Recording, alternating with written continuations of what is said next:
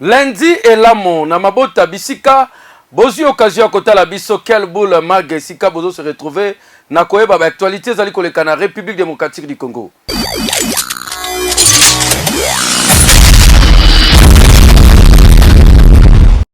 Directeur ya cabinet, P, conseiller administratif, ya ministre de la Santé République démocratique du Congo, Dr Etienne Longondo, Baza Kokangama na justice, sous mandat d'arrêt provisoire, wana, ezali déjà en prévention par rapport ya Oyo, IGF azali ko senga bongo basimba, tina moto, o ezali bongo ministre de la Santé, pour na gestion ya COVID-19 Bolanda.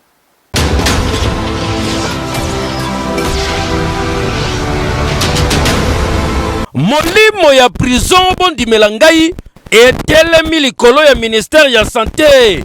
Directeur ya cabinet pe conseiller administratif ya ministre ya santé Dr Etienne Longondo bazali sous mandat provisoire na parquet général ya Kinshasa Gombe.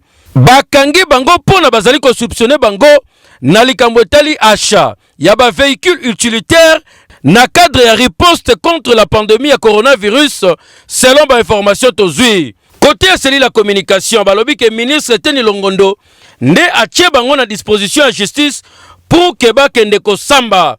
Pour na bato mosusu pe banaliste politique, bango bazali komona ngo flou, bazali koloba ke zali fuite en avance côté ya ministre de la santé parce que yende kaka zali na habilité ya ko signer pour na makambo etali ba sortir ba fond.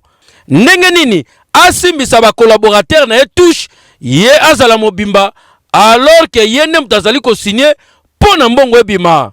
Il faut qu'on précise que na niveau inspection générale des finances ba komela ki assemblée nationale pour que baye bana kolongola ba immunité ya ministre de la santé Etienne Longondo pour na akende ko samba na makambo tali gestion ya ba fonds nyonso oyo batiaki pour na makambo tali COVID-19 na ba institution nyonso lokola ba INRB oyo ba gérer mbongo ya COVID-19 mbongo il faut yebana yende mutali boso Etienne Longondo faut pesa ba explication. Côté ya docteur Etienne Longondo yazo continuer toujours ko ganga embadi ngama kama mbongo etali ngai te parce que ye azo continuer ko clamer innocence na ye pona koloba que na niveau du ministère ya santé ata détournement moko salema te ndenge alobaka na conférence de presse na ye mais ndenge ni directeur ya cabinet na conseiller administratif ba simbami déjà na maboko ya justice dossier oyo momo lileza makasi ya ba directeur ya cabinet ba mona makambwa nyonso basalaka bakonzi na bango bayebaka te apena Kinshasa COVID-19 ango ti sikoyo bakino bazo continuer ko comprendre te soki ezalaka te manque communication pe sensibilisation malonga ezo continuer ko sala mosala nango kitoko mais mbongo COVID oyo ekobima ekoyebana nani aliaki musunia batwe loba keyo we président de la République Félix Antoine Tshisekedi Tshilombo asengi création ya Société nationale des investissements déjà na Congo tozaka na ANAPI et puis awa na magazine quel boule mag tomituni question chef de l'État dépose un pouvoir combien d'agences azali ko créer et puis impact nango sur le terrain fon lo rezate.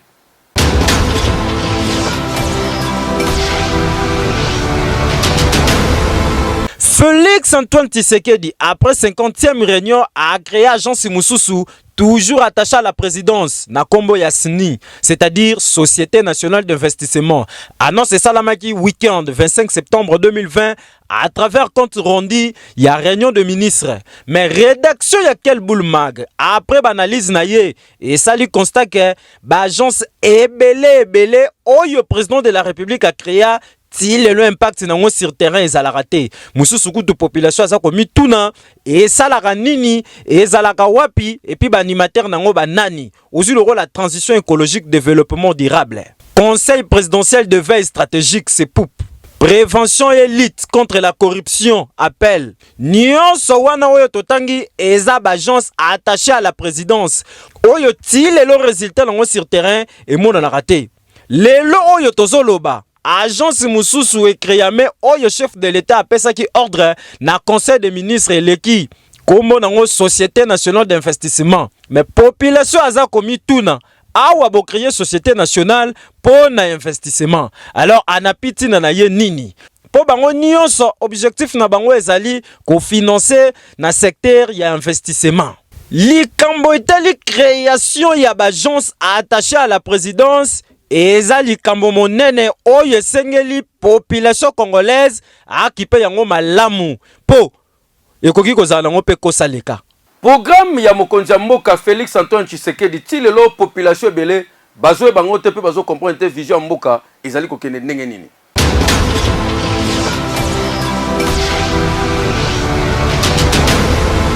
Caméra ya Kelboul Maga ekitaki sur terrain pona kotuna ba congolais nini bazo retenir na vision to pe programme ya chef de l'état na 2 ans na ye ya pouvoir. Yoka vision ya chef de l'état tolandaki yango na ba propagande yango yo tisiko yo tozozela vision wana tomona yango na miso makambo ya lakaki biso yango nde tozozela malgré ba difficulté za bandaki o nyonso alobaki tomoni na yango te ba difficulté zozoye makasi na bato azo travailler na bango toyebi te ba permettre penza yi musale sale mamalamu te koto ba guerre koto yo bazoyoka na bien te yango tozela nde tomona vision chef de l'état alakisa biso vision na ye ndenge ayebisaki biso te mboka etambola bien te difficulté penza za makasi. Vision chef de l'état est tellement compliqué.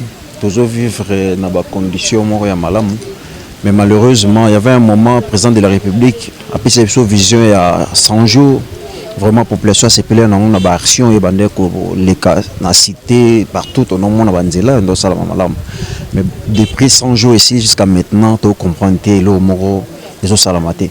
Tu éviter, les conseillers, tout prêt à président, à part 100 jours, projet c'est ça vraiment, tu as tout. Il tout autour du président, il faut moi vision pour la jeunesse, vision pour le projet après 2025, après 2023, projet du président de la République Azanango. On a vraiment jusqu'à maintenant position zoé banate.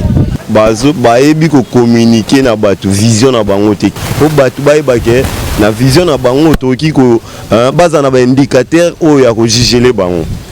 Donc ya liboso nde yangwana. Projet il y a 100 jours et ezalaki nango programme d'urgence pour na quelques jours y entrer ya pouvoir ya président de la République mais ezalaki vision te pour na ko déterminer mandat na ye mobimba ya 5 ans.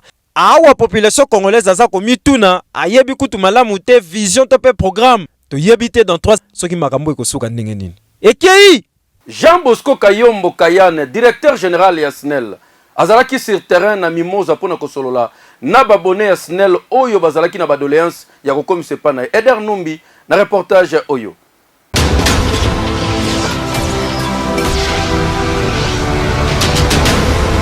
Badoléance oyo babone ya SNEL bazo continuer ko beta sete mikolo nyonso délestage pamba pamba courant eza malamu te.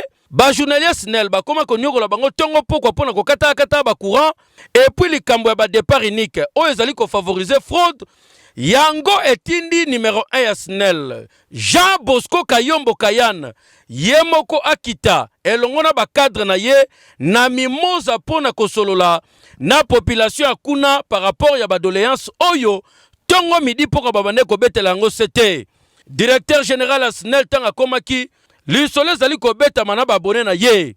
Ba abonné bazo boya pe bazo comprendre te pourquoi il faut bâtir la bango ba compteur prépayé. DG SNEL azoki mosala ya kotalisa bango importance peut bien fondée ya moto azali na compteur prépayé na ndaku. Pourquoi? Bino bato bolela katongo midi pourquoi? To futi facture cher. Biso to zalaki na courant te to refuta pona nini ba facture oyo. Voilà solution ya compteur prépayé eye. Eza lokolo ozali kosalela énergie na yo nengo sombaka ba crédit ya téléphone osombi crédit ya $10 soko saleli yango bengo saleli ba internet crédit kosila yo moko kende lisusu kosomba crédit ndenge moko pe ba compteur prépayé oyo ezali modèle ya malamu ozali kosalela courant par rapport ya oyo yo sombaki et ko permettre pe population bayeba ko économiser kitoko énergie na bango mosala patron ya SNEL atikaki ba bureau na climatisé pour na aso na abonné. Donc les gens croient que c'est le compteur qui augmente le prix. Les gens croient que c'est le compteur qui empêche qu'on utilise la cuisinière qui coupe, que ça ne peut pas marcher avec une cuisinière. Donc le compteur n'est qu'un équipement qui mesure la consommation réelle d'électricité.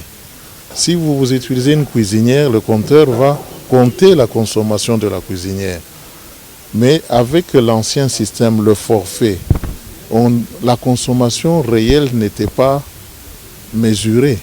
Ce qui fait que la population payait l'électricité suivant les caprices de l'agent qui vient relever à la maison, soit les index, soit qui fixe le forfait.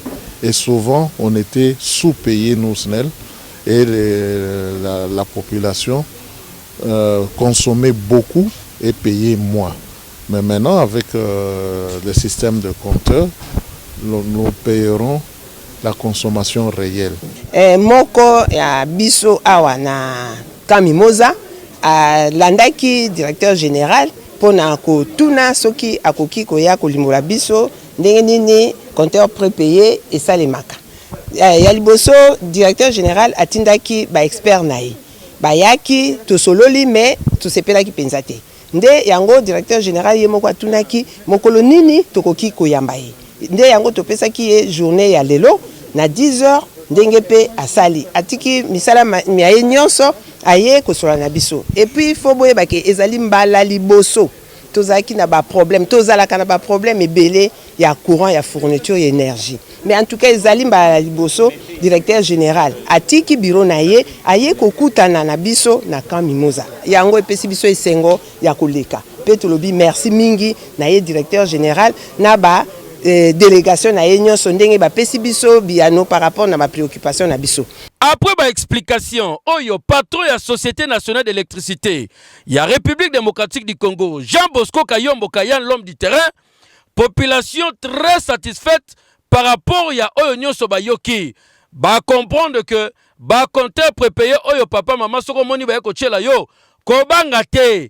Et ça très bien pour ole la galisu to fouti facture chère. Eh Keyo, oui. DFC restaurant rapide.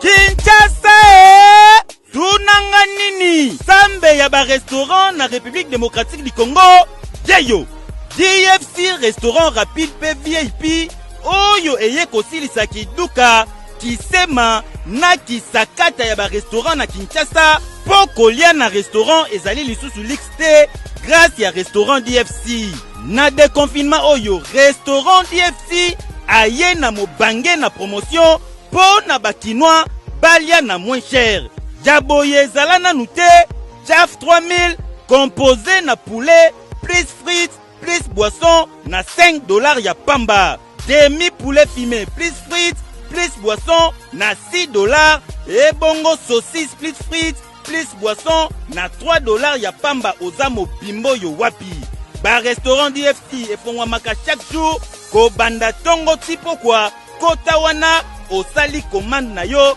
na tamuke ba servir yo olie kitoko et bongo mardi pe jeudi na restaurant DFC ezali na ba plat oyo etekamaka à moitié prix yoka Jaf 3000 composé na 3 pièces ya poulet plus frites plus boisson oyo etekamaka na $6 et kitaka bongo na $3 plat ya saucisse frites composé na saucisse ya poulet plus frites plus boisson oyo etekamaka na $5.4 et etekamaka bongo na $2.7 esika ya kolia kitoko yango yo na fongoli yo papa mema famille fiancé mema chéri na yo bolia sa complexe na restaurant DFC okanisi esili ten bonne nouvelle pour na bino pour na ba anniversaire na bino na DFC bakopesa yo gâteau d'anniversaire ya ofele pour fête no ya anniversaire et kende sango restaurant DFC mosilisi ya complexe ya kolia VIP na Kinshasa qui dit mieux pour na bino bato bolinga ko kende mboka ya Donald Trump tikana sabino ke develoterie et ko banana mikolo ezali ko ya cyber café ya solo kende na ba cyber café Jafar exemple yango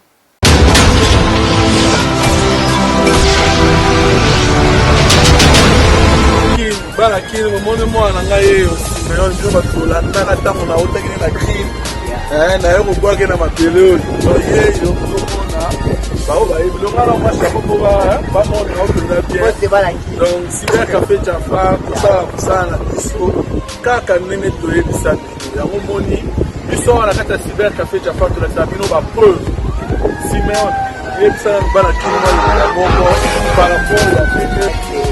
Bana kino, donc, quand de bomo na ngai, grâce à café Jaffa, oyo bomo na ngai, papa Jaffa mutana awa, akomi, nasali, musala na ngai, oyo. Donc, Tembezate. Donc, ça fait 10 mois. Ça fait 10 mois dans les États-Unis. Tu n'es pas au monde. Donc, la Sabino va image na tango yaki. Tango toyaki na ya on a les États-Unis. Après 10 mois, après il y a aussi au monde donc vivre qui toque donc très bien. Dans ma zone, quand on est toyoga là qui cyber café Jaffa, tout ça na bisoba là qui cyber café Jaffa tout ça là to suma. Tango koma au bani ko sala zone simbo. Yango omoni ndeko na biso Simeon yeyo donc na kati ya États-Unis na mutu kana ya mutu chip na eneri na yedo ozo ere na chip oyo oyo na Congo atokai kosomba ngo te na da donc voilà ezaka ba preuve oyo tolakisa bino ke donc cyber café Jaffa tozopesa bato toza kosunga jeunesse toza kosunga bato base développer rapidement étant jeune oye na kati ya moko se développer rapidement donc c'est la biso ezalaka bacongolais bajeune baétudiant oyo bazotanga tolukaka te ke po moto okóma na mwa politique okóma papa okokotala bapolitique ube ndenge nini mais étant jeune toza na possibilité wana ya koya na wana mboka oyo na kati ya États-Unis po se développer rapidement oyeba mpe kosunga mpe bandeko mosusu na Afrique wana na Congo na biso oza na bafamille oza na baningi oza na bandeko ebele oye mpe kosunga bango donc en tout cas ça me va droit au cœur kota na mokika wana lokoka na kini bato wana mikiana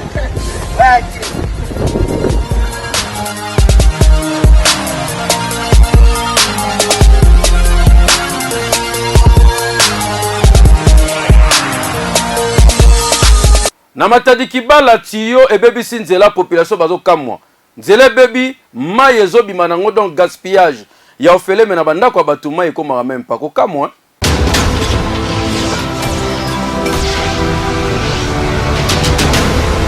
Tozali na cité Pumbu na komi na Mongafula population bazali kolela ezali bongo ya baveni Ngeba Kasai na Gemena oyo basali mikolo ebele moye batambola malonga na baveni oyo ezali te problème ezali bongo ezali tiyo ya régie des eaux etoboka e koma kosala poto bamituka moye tambola ezali te batu bakoma kosala karaté veut dire bakiai pona kotambola na kati ya aveni oyo population bakenda ti na bureau ya régie des eaux ya quartier oyo bapesa doléance kasi bakonzi ya régie des eaux babeta bango kara bota la mai ndenge ezali kosupa na lokola jedo kutu ekosa salté tozomona à cause mingi bato ya régie des eaux tio moko toboki kona likolo tokomi na bureau na bango 3 fois mobimba oyebisa bango tio toboki po baya kobamba ti lelo bayaka te yango ya endommagé balabala nyonso ekomi mai na mai kobanda na kwa ti kuna na se mai ekomi kutu na quartier na se kono tobenga bambila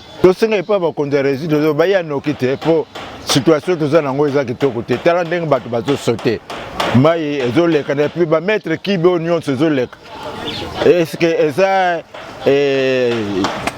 ezosala perte na entreprise bien bakotia yango bametre kibe oyo bakotia yango na bavolume na biso baclient nayebi te toza na Mongafula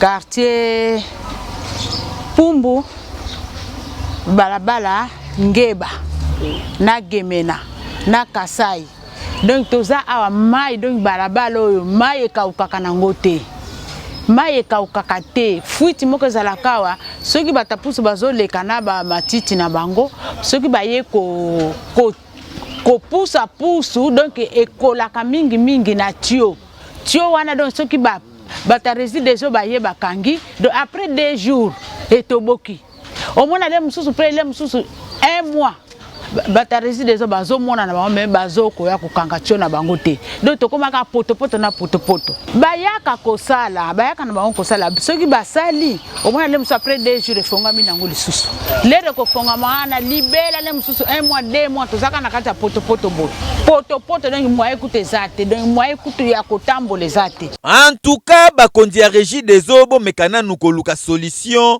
ya mai na bino oyo ezali kosopa na boye. Imaginez population ya quartier oyo bazali kotambola su malonga te pe mai o bazali komela ekomi kokota basalte na ba microbe suite ya ba fuite oyo. Entre temps na ba commune misusu bazali na posa ya kozwata mai oyo bozali ko gaspiller boye eloko ya boye eza normal te. Bakonzi ya régie des eaux ezarani na bino DG Clément Moudiaye bosunga chef de l'état te tala ndenge mai ezo sopana eza normal te ekei. Commune ya Kisenso, quartier Kabila, kuna pour la population vivre kaka bilanga. Yango tozobeta na secteur na bakonzi ba soutenir agriculture na mboka na biso ezali tant mususu yango ndeko tombola développement.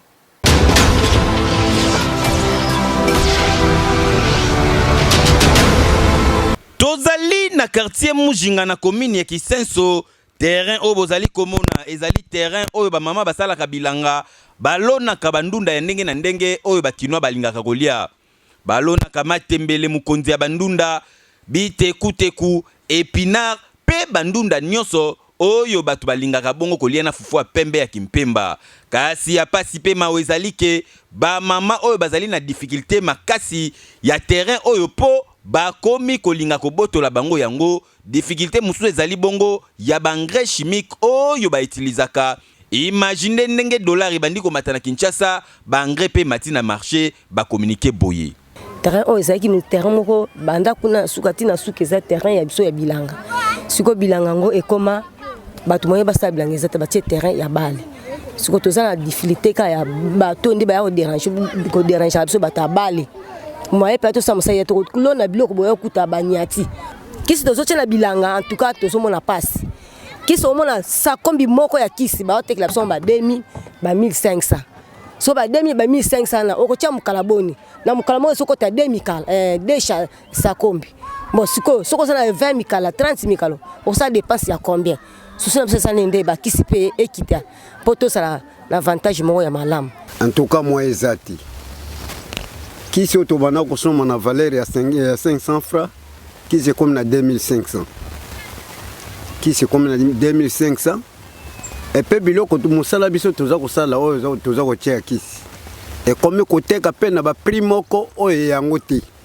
Garçon o bozali komona kombo na ye Igor azali orphelin de père et de mère aboye na ye misala ya buzoba na Kinshasa akoma na ye kosala bilanga pour permettre ye afuta classe na ye yoka communication. Ngana jeune lo sala ate mukilo ngana jeune ngona salika bilanga ba o bazanda bazalo kwa ngai ba peto sabilanga bakoma kwa nga ko ibezala mabe na souffrir na sopa mai mikolo nyonso na souffrir pena nga kufa yango na sunga me mikolo bakonzi ya mboka ba mama maraîchère oyo bazali kolela po ba moni ndeti l'état ya République démocratique du Congo et abandonna bango yango totuni est-ce que na gouvernement ilukamba ministre ya agriculture azalaka po batu ya kotia maboko bango yo o sangisi ba maraîcher nyonso ya République démocratique du Congo o bandi ko tuna bango ba idée na bango o financer bango o pied bango ba terrain basala bilanga Kinshasa nzala ekoloba malisusu te tala ne bosundola bango kombo kuta ministre agriculture population yebi yango te elakisi ani muta bureau et normal te ekei Doli Makambo, ministre provincial honoraire et intérieur à la ville province de Kinshasa. Depuis ba condamna ye santé na ezali très préoccupante. Azali kolela na ba konzi parce que ba demande nyo so senga ezali rejeté. Message au avocat na ye ba communiquer na quel boule mag.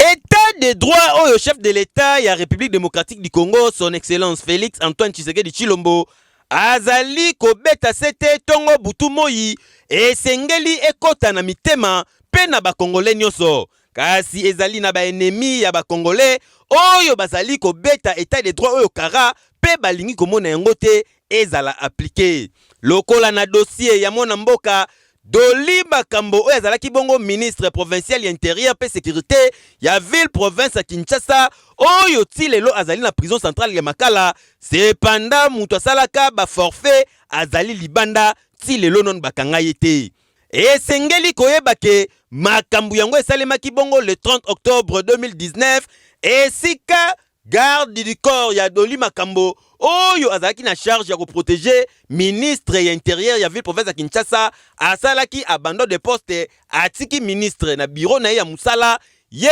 akeyi na ye makambo mayuya na hôpital moko oyo ezalaka bongo na ville province ya Kinshasa akeyi kuna afongoli sirete pe bal ezwa mutu akufa sur place garde du corps wana ti lelo abeta tout la musi ya zaza bakanga ye te pe azali kosala makambo na ye librement.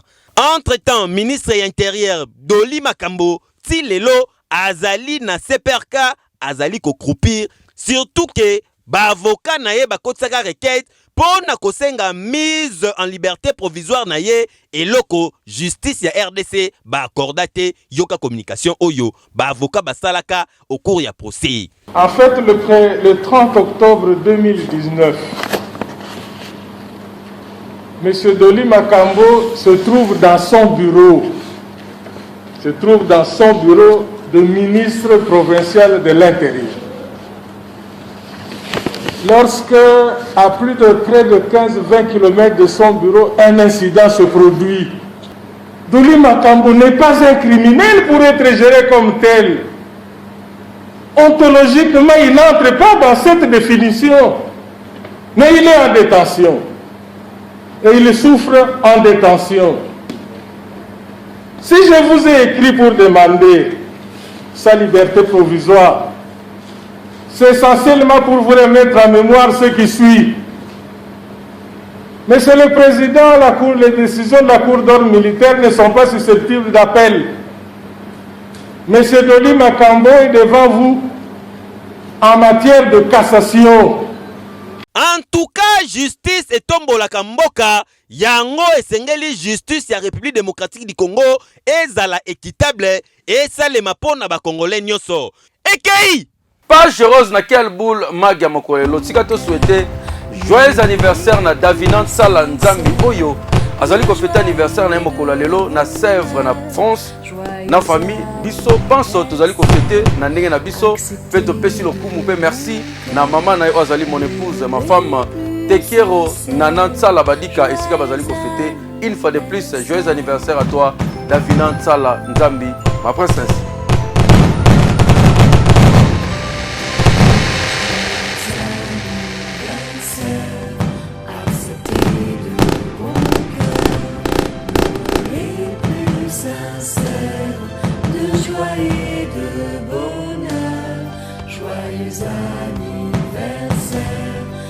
Acceptez de bon cœur nos les plus sincères.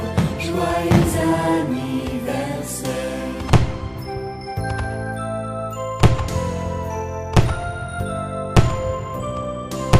Joyeux anniversaire. Acceptez de bon cœur nos les plus sincères. De joie et de bonheur. Joyeux anniversaire, acceptez de bon cœur, nos les plus sincères. Voilà, tokomi na suka ya quelle boule mag. Botika na kimia, awa eza pona kosala promotion. Ya ba activité na bino bosala biso confiance to yebi ko communiquer kitoko na ba kinois pe awa esika bozozo ba actualité ya République démocratique du Congo. Bye bye.